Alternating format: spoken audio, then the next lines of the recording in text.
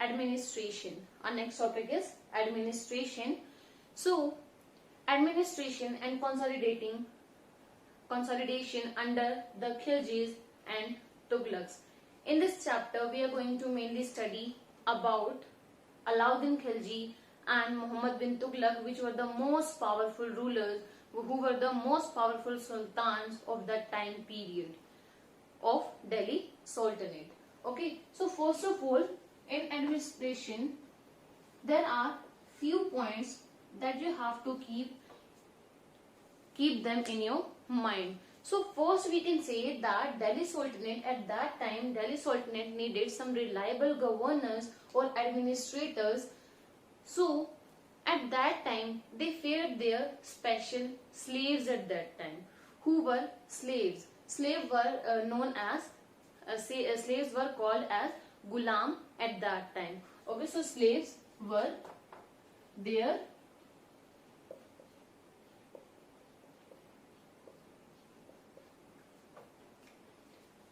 And these slaves were known as Bandaga. Okay, these slaves were known as Bandaga. Clear? And we can say that they favored their special slaves and purchased for military services. Who are Bandaga? These slaves were known as Bandaga. So Bandagas are those persons who were purchased by the Sultan at that time, who were purchased by the Sultan for the military purposes. They were given the training, they were given the military forces training at that time, and after that they work for that. Okay, so they were slaves, and we can say that all the Bandagas can be slaves, but all slaves cannot be Bandaga. Okay, why? What is the reason?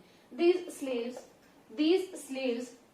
can be used, or they could be purchased at that time for the military purpose as well, and for doing some some petty works at their we can say court as well. Okay, so all the Bandagas who were purchased for the military purposes, they all could be slaves, but all the slaves were not Bandaga, because they were for military purpose as well and for some other works as well, and they were only for military purpose. Okay, so at that time they favored their special slaves and purchased them for the military services instead of aristocrats. Okay, so and these clients, or we can say the servants, they were dependent on their master for their salary. Okay, they were dependent on the masters for their salary. Clear? And slaves were not given salaries. Bandagas, they were not given salary. They were just purchased at once, and they were like just commodity. If they are purchased, they are okay. They are mine, like they are mine. Okay, so they were known as humble people as well, and they were depending on their master, or we can say that the master could be trusted on them, as they were humble people. Clear? So next we can say that due to hiring them as the trusted people to low base people, we can due to hiring them as his trusted people and giving money and salary to them for their work as well, the author of Tariq, the author of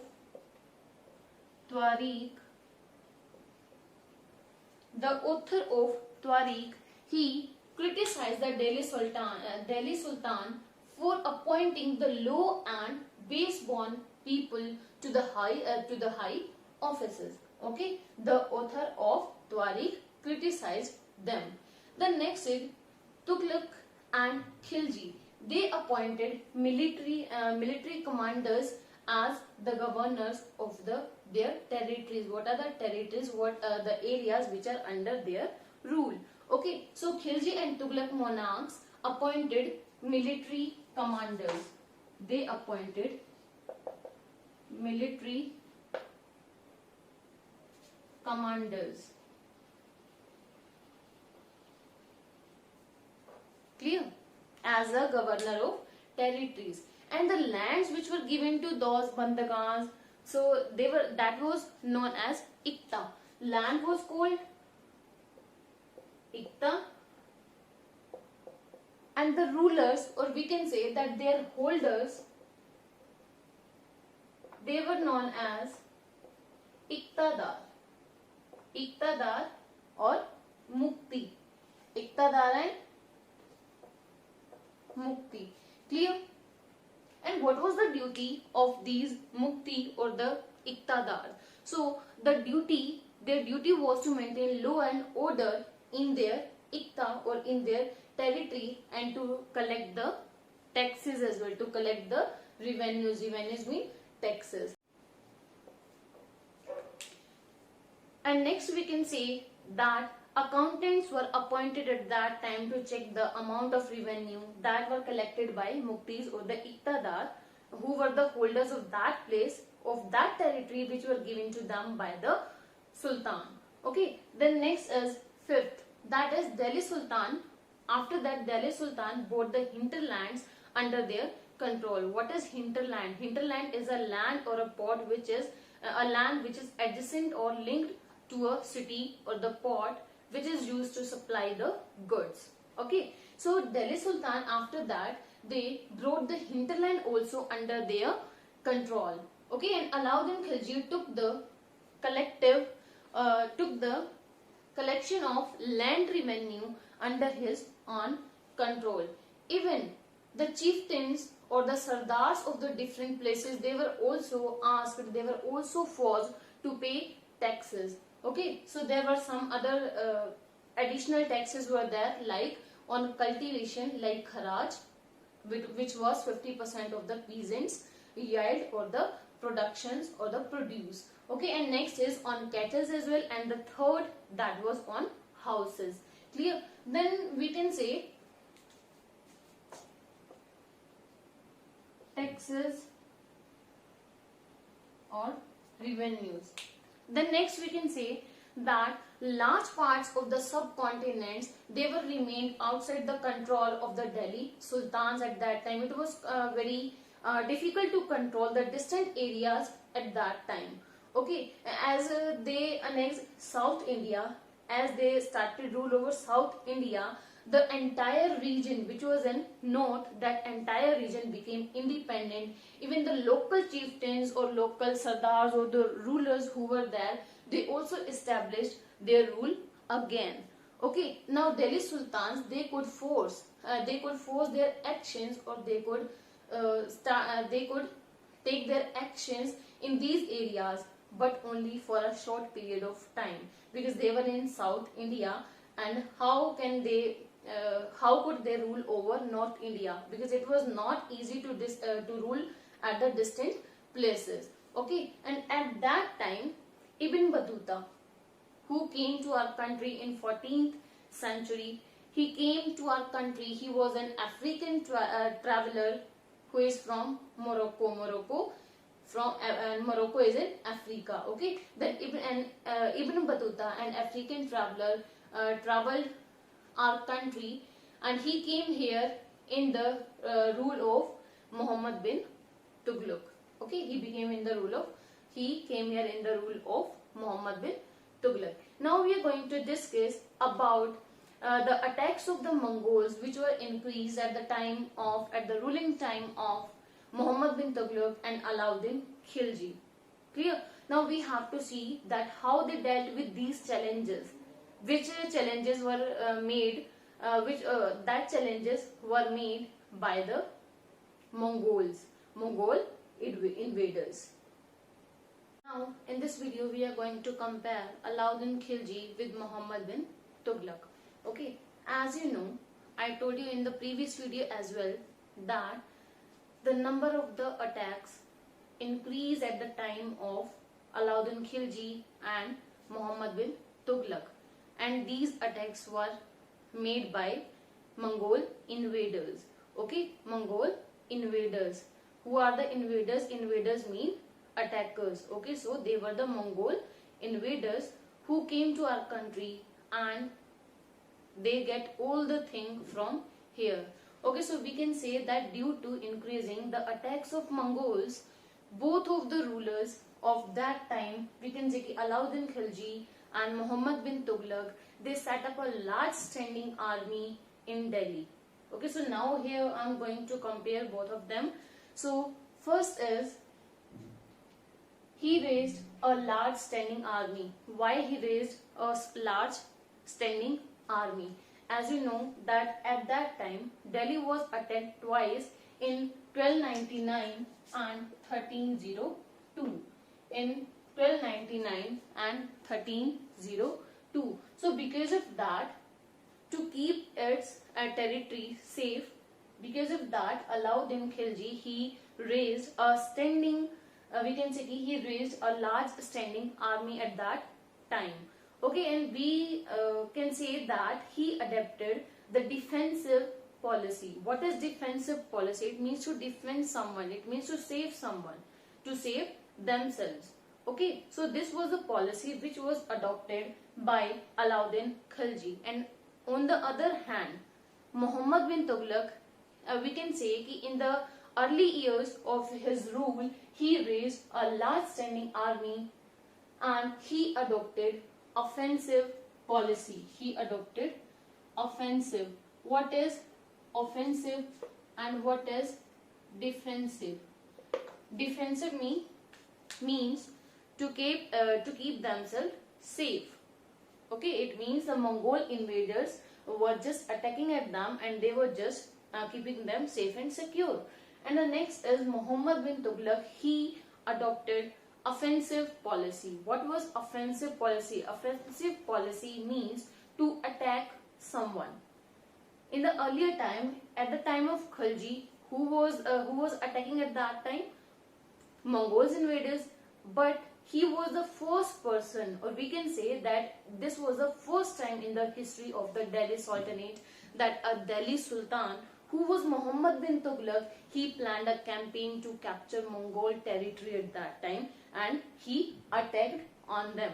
Okay, so next is Siri was established. What is Siri? Siri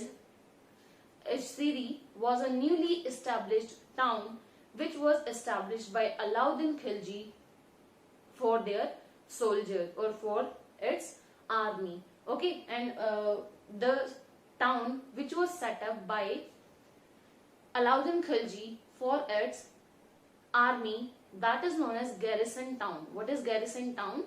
Means where army used to reside at that place. Yes, so we can say that a newly town Siri that was established by him for soldiers.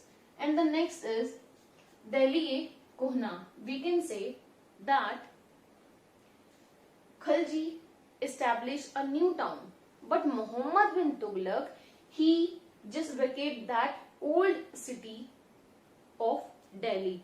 Okay, and the people who were residing there, they were sent to South India. Clear? And that place, Delhi-e-Kohna, that place was made to live for soldiers. Okay, so these were 2 points. And the next is tax. Both imposed tax at that time, but we can say that Alauddin Khilji imposed 50% of the production which was made by the farmers in Ganga, Yamuna, Doab areas. Okay, but here Muhammad bin Tughlaq, he imposed tax on the same area, but some additional taxes were also there, like on cultivation we can say kharaj. Kharaj is the tax which is on cultivation. Okay, the next is on cattle as well and on houses as well. Okay, some other taxes were also there. Then it was 50% of the peasants' yield. It means crops. The next is he paid his soldiers, or he gave his soldiers salary in cash.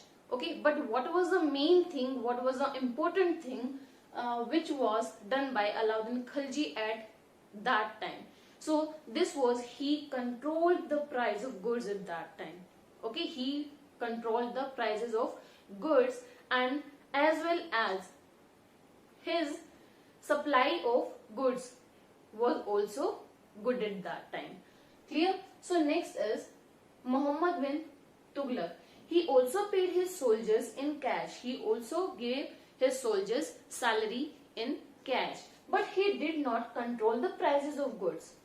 Instead of controlling the prices of goods, he used token currency. Okay, he introduced token currency at that time, and this token currency was made up of cheap metals.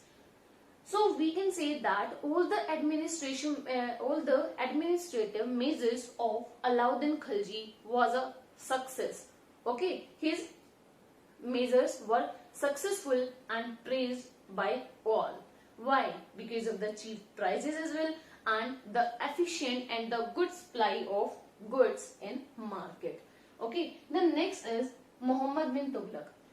We know very well that his measures or his administration's measures were a failure. Okay, were failure. They created complications at that time, and we can say that the raising in the taxes and the failures that led to rebellion or the revolt at that time. Because of that, he had to let token currency again. Okay, so token currency had to be recalled at that time. So this was it, but this is a main point about Muhammad bin Tughlaq, that he adopted offensive policy at that time, because we know very well that all the sultans, they were adopting defensive policy at that time, but he was the first, and this was happening for the first time in the history of the Sultanate, that a Delhi Sultan, who was Muhammad bin Tughlaq, he planned a campaign to capture Mongol territory. Okay, so this was a contrast or a comparison between Alauddin Khilji and Muhammad bin Tughlaq. Hope this is clear to you all. Our next topic is the Sultanate in the 15th and 16th centuries. As we know that in 15th and 16th centuries, only Sayyid and Lodi dynasties were there, who were ruling at that time over Delhi and Agra until 1526. After that, we can see the emergence or the coming of new ruling groups, new ruling parties, or the new ruling dynasties like the Afghans and the Rajputs. Okay, after Delhi Sultanate, the Mughal Empire, the Mughal dynasty came to rule over Delhi. Okay, so after that Afghans came. Afghans mean first of all Babur came. Babur was an Afghan. Clear? So we can say that some of the states which were established in this period, they were small but they were very powerful at that time. Like there is an example of Sher Shah Sur. Sher Shah Sur in 1540 to 45. Sher Shah Sur defeated Humayun in 1540, and then he sat at the throne of Delhi in 1540. He ruled for 5 years, and after that his generations they ruled over Delhi. Okay, so Suri dynasty, they ruled from 1540 to 1555 for 15 years at Delhi.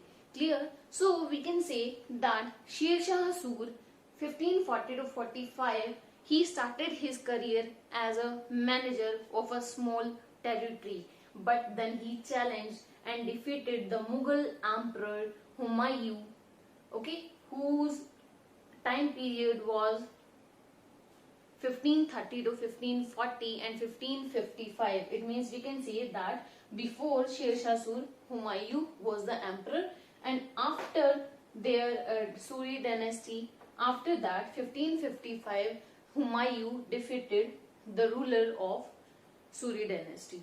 Okay, and that's why we can say that Suri dynasty ruled for 15 years. For 15 years, we can say that Sher Shah's administration was just so good That's why Akbar also became the model. We can say that he also followed the model, the administration model which was being followed by Sher Shah Sur at that time. So Sher Shah's administration became the model which was to be followed by the great emperor Akbar. Okay, and Akbar sat on the throne in 1560 at the age of 14 years. Clear? So when he became the king, when Akbar became the king, Akbar made the administration which was being followed by Sher Shah Sur, his administration became the model that was to be followed by great emperor Akbar. Okay, so this was our chapter. Hope this is clear to you all. I'm giving you some questions to write. You have to write their answers and then send it in the group. So basically, first question is, compare Alauddin Khilji with Muhammad bin Tughlaq. Compare Alauddin Khilji with Muhammad bin Tughlaq. And the next question is,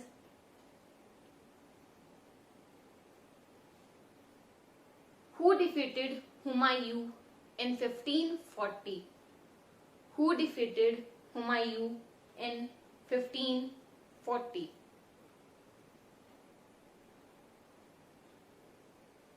Next is, Akbar became the emperor in which year? So these are the three questions. You have to write their answers in your notebook. Hope this chapter is clear to you all. If you want to watch this video again, you can watch. And still, if you have any doubts, you can send your doubt in the WhatsApp group. I will take your doubts. So take care. See you and have a nice day.